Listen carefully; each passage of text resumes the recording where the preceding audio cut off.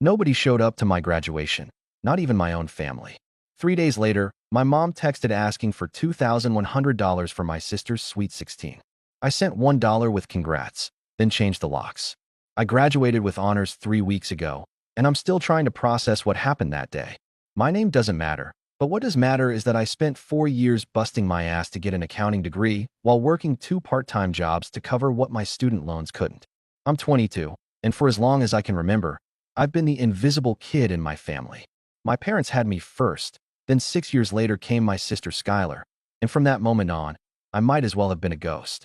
Skylar got everything she ever wanted without asking twice.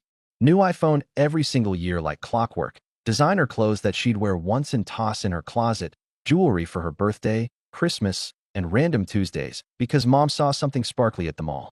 Meanwhile, I wore the same 3 pairs of jeans through high school and worked at a grocery store from the day I turned 16 just to have gas money. When I told my parents I got into college, mom said, "That's nice, honey," and then immediately asked if I could pick up Skylar from dance practice. When I explained I'd need help with tuition, Dad looked at me like I'd asked him to donate a kidney and said I should apply for scholarships. I did apply, got a few small ones, took out loans for the rest, and worked 30 hours a week at a campus bookstore while juggling my classes. I never asked them for money again after that conversation. Skylar's Sweet 16 was coming up in 2 months, and I'd been hearing about it nonstop in the family group chat since January. Mom had spreadsheets, Pinterest boards, a dedicated Instagram account for the party planning.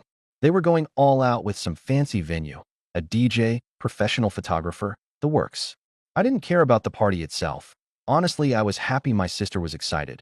But what killed me was watching them pour thousands of dollars into this event while I ate ramen 4 nights a week to make rent on the apartment I shared with my roommate Mateo. Mateo and I met freshman year in the dorms and clicked immediately over our shared hatred of our floor's broken vending machine. After that first year, we decided to get an apartment together off campus, split a 2-bedroom place about 15 minutes from school.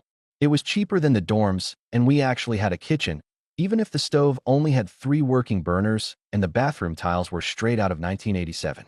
My parents came to see it exactly once when we first moved in, stayed for maybe 20 minutes, and Mom spent most of that time on the phone with Skylar about some drama at her middle school. Before they left, Mom insisted on making a copy of my apartment key, said it was for emergencies, in case something happened and they needed to check on me. I thought it was weird at the time because what emergency would require them to access my apartment? But she was so insistent that I just let her take my key to get copied at the hardware store down the street. She brought it back 20 minutes later with this extra key on her keychain. They lived about 45 minutes away in the suburbs, close enough that they could have visited more, but they never did. A month before my graduation, I sent a message in the family group chat with all the details. Date, time, location, parking information, everything they'd need. Mom responded with, "We'll be there." Dad sent a thumbs up emoji. Skylar said, "Congrats, bro," with 3 party hat emojis. I even followed up 2 weeks before, just to confirm, because somewhere deep down I had this nagging feeling. Mom said, "Of course we're coming. Don't be silly." I wanted to believe her. I really did. Graduation day arrived on a Saturday morning in late April. The ceremony started at 10, and I got there early to save 4 seats in the family section. I put my coat on one chair, my backpack on another, kept checking my phone for their texts saying they were close. The stadium filled up fast, families everywhere with balloons and flowers and signs with their graduate's name on them. I watched other people's parents hugging them, taking photos, crying happy tears. My phone stayed silent.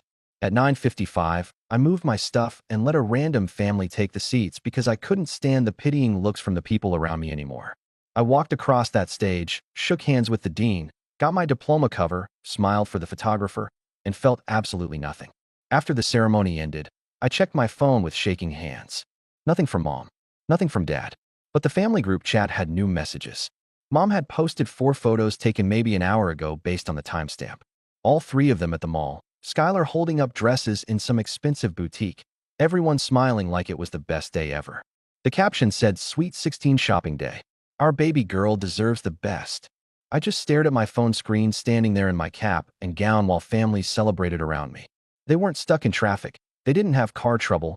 Nobody was in the hospital. They chose to go shopping instead of watching me graduate. Mateo found me sitting on the concrete steps outside the stadium 20 minutes later, still in my graduation gown.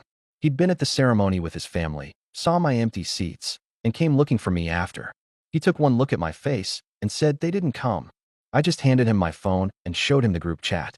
He read it, and I watched his expression go from confused to disgusted in about 5 seconds. "Man, what the hell is wrong with them?" he said. His parents came over, congratulated me, took photos with me, and his mom even cried a little, which made me almost lose it completely. They insisted on taking me to lunch at this nice Italian place near campus. I barely tasted the food, just nodded along while they talked about how proud I should be of myself. Matteo's dad told me he worked in finance and could get my resume in front of some people if I wanted. These people who'd known me for maybe 3 years total cared more about my graduation than my own parents who'd raised me for 22 years. That night back at our apartment, Matteo and I sat on our beat-up couch with cheap beer from the corner store. He asked what I was going to do. I told him I honestly didn't know, but something had to change because I couldn't keep doing this. I couldn't keep being the kid they forgot about while Skylar got treated like royalty. Matteo said whatever I decided, he had my back. I needed to hear that more than he probably realized. 3 days of silence followed graduation. No apology text, no phone call, nothing. I kept checking my phone like an idiot, thinking maybe they'd realize what they'd done and reach out. On Tuesday afternoon, while I was organizing my desk for my new job that started in 2 weeks, my phone buzzed. Mom's name lit up the screen. For half a second, I thought maybe this was it. Maybe she was calling to apologize. I opened the message and felt my stomach drop. "Honey, we need $2,100 for Skylar's party venue. The deposit is due Friday. You know how important this is for her." No mention of graduation, no acknowledgement that they'd completely ditched me, just straight to asking for money. I stared at that message for a solid 5 minutes, reading it over and over, waiting for the punchline that never came. I didn't respond. 10 minutes later, another text came through. "I know it's a lot, but you just graduated and you're starting that fancy accounting job soon. We're so proud of you, sweetheart. Family helps family, right?" The audacity of adding that they were proud of me, like they'd been there, like they'd watched me walk across that stage. I put my phone face down on my desk and tried to focus on anything else. The messages didn't stop. Over the next few hours, I got 6 more texts from Mom. Each one escalated the guilt trip a little more.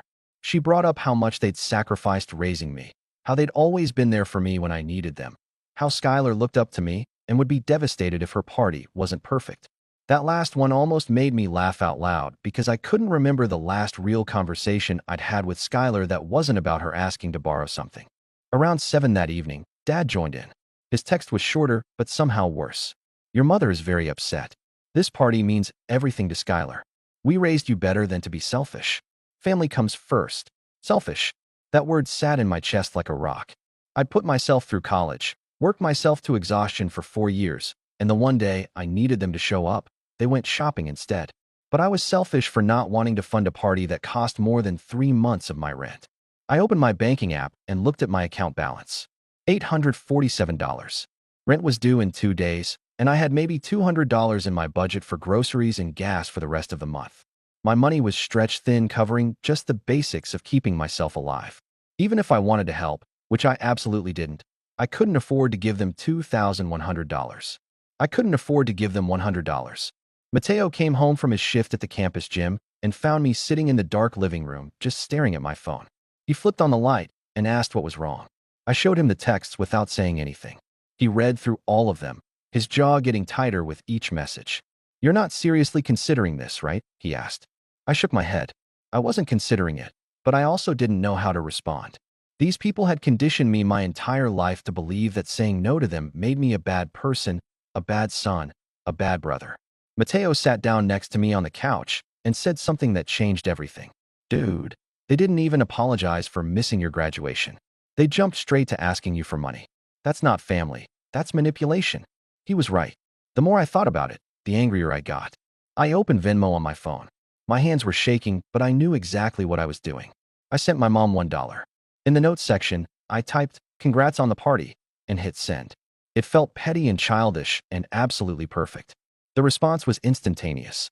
My phone started blowing up within 30 seconds. Mom called 4 times in a row. I didn't answer. The texts started flooding in, all caps, saying I was ungrateful, that I was embarrassing the family, that Skylar was going to be heartbroken because of me. Dad called next, left a voicemail that I could hear was him yelling even before I played it. He said I was a disappointment, that they'd done everything for me, and this was how I repaid them. Skylar even texted, probably told to by mom, saying, "I guess you really don't care about me." By 9 p.m., I had 47 missed calls and over 60 text messages. Some from my parents, some from my aunt who apparently got dragged into this, even one from my mom's friend from church who I'd met maybe twice in my life. The family group chat was a disaster zone. Mom had sent a long message about how hurt she was, how she couldn't believe she'd raised such a selfish son, how I was tearing the family apart over money.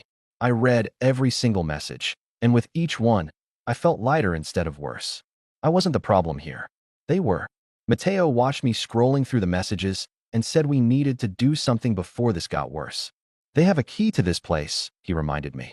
That thought hadn't even occurred to me in my anger, but he was right. Mom had that spare key, and based on how unhinged these texts were getting, I wouldn't put it past her to show up here and cause a scene. "We're changing the locks," I said. Mateo nodded and immediately pulled up locksmiths in the area on his phone. We found one that had decent reviews and could come out the same evening for an emergency fee. It was going to cost me $180 that I really couldn't spare, but it was worth every penny. The locksmith showed up at 10:30, a tired-looking guy in his 50s who didn't ask questions when we said we needed all the locks changed immediately. He worked fast, replaced both the deadbolt and the main lock on our front door within 40 minutes. When he handed me the new keys, 3 copies total, I felt like I could finally breathe properly. Mateo and I each took one key, and I put the spare in my desk drawer. That night, I blocked my mom's number, blocked my dad's number, blocked my aunt who wouldn't stop sending me Bible verses about honoring your parents. I left dad's number unblocked on a different app, just one emergency contact method in case something actually serious happened, but I was done with the constant harassment. Mateo ordered pizza, and we stayed up until 2 a.m. just talking about everything. He told me his family had noticed how weird my parents acted at graduation, how his mom had wanted to say something but didn't want to overstep. I felt embarrassed that it was that obvious to everyone around me. Before we went to bed, Mateo said he was proud of me for standing up for myself. It was the first time in 3 days anyone had said they were proud of me, and I had to fight back tears. I fell asleep that night feeling something I hadn't felt in years around my family. Peace. The peace lasted exactly 12 hours. Wednesday morning, I woke up to my phone ringing at 7 a.m. It was the apartment complex manager, a guy named Gerald who I'd maybe spoken to 3 times in 2 years. His voice sounded stressed when I answered. "Hey, I'm really sorry to bother you this early, but there's a situation at your apartment. You need to get here as soon as possible." I was still half asleep and confused because I was literally in my apartment. "What do you mean? I'm home right now." Gerald paused. "No, I mean outside your door. There are some people here claiming they're locked out, and they called the police." My stomach dropped. I threw on clothes and told Mateo what was happening. We both rushed out of the bedroom to our front door. Through the peephole, I could see exactly what I'd feared. Mom and Skylar standing in the hallway with 2 police officers, and about half my neighbors had their doors cracked open watching the drama unfold. Gerald stood off to the side, looking deeply uncomfortable. I took a breath, unlocked the door, and stepped outside. Mom's face was red and blotchy like she'd been crying. The second she saw me, she started up again. "There he is. Officer, that's my son. He changed the locks and won't let me in. I have medication in there that I need." It was such an obvious lie that I almost laughed. She'd been in this apartment exactly once in 2 years and had never left anything here. One of the cops, an older guy with gray hair and a tired expression, held up his hand. "Sir, can you tell us what's going on here?" I nodded and tried to keep my voice calm even though my heart was pounding. "This is my apartment. I rent it with my roommate Mateo.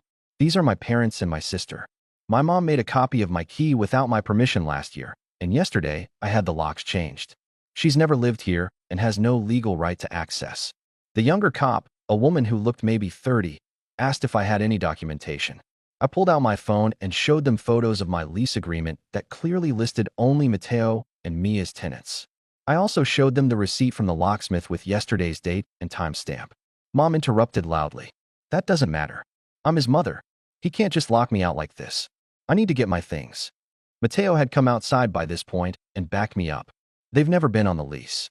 That spare key wasn't authorized by the landlord or by us. My name's on the lease too, and I can confirm they don't live here. Gerald finally spoke up, though he looked like he wanted to be anywhere else. "I can verify that. I have their lease on file in the office. It's just these 2 young men. Nobody else has ever been listed as a tenant." The older cop looked at my mom with an expression that suggested this wasn't his first time dealing with a family drama call. "Ma'am, do you have any documentation showing you live here or have legal right to access this property?" Mom's face got even redder. She started going on about how she'd raised me, how she'd sacrificed everything for me, how I was being ungrateful and cruel. She demanded that I at least give her money if I wasn't going to let her inside. That's when it clicked for the cops what this was really about. The female officer asked me directly, "Is there a financial dispute happening here?" I pulled up the text messages, showed them Mom asking for $2,100, showed them my response of sending $1, showed them the dozens of harassing messages that followed. I also showed them the group chat with the photos of them at the mall during my graduation. They skipped my college graduation to go shopping for my sister's birthday party. 3 days later, they asked me for money I don't have. When I said no, this happened. I said, Skylar had been quiet this whole time, but I saw her face change as I explained everything. She looked genuinely shocked, then upset. The older cop sighed heavily. "Ma'am, this is a civil matter. Your son is the legal tenant. He has every right to change his locks, and he doesn't owe you access to his property or his money. You need to leave the premises now." Mom absolutely lost it. Started screaming about how I was tearing the family apart, how I was going to regret this, how I was an ungrateful son who'd abandoned his family. Dad had been silent this whole time, standing slightly behind Mom, but he finally spoke. "You're making a huge mistake. Family is supposed to come first." The female cop stepped forward. "If you don't leave voluntarily, we'll have to escort you out and potentially cite you for trespassing." That finally got through. Mom grabbed Skylar's arm and started walking toward the stairs, but not before turning back to scream one more thing. "Don't you ever contact us again. You're dead to us." I looked her straight in the eye and said something I'd been thinking since Saturday. "You already did that." At my graduation, the cop stayed for a few more minutes to make sure they actually left. The older one pulled me aside and told me to document everything, keep records of any contact attempts, and call them if my parents showed up again.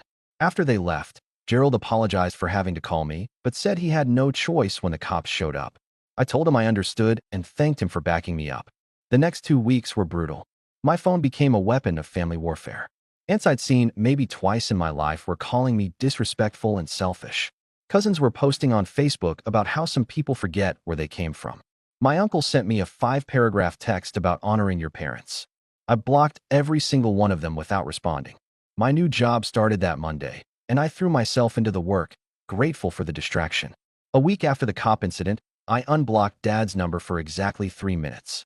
I sent him one text explaining everything from my perspective, how I'd felt invisible my whole life, how graduation was the final straw, how I was done being treated like I didn't matter.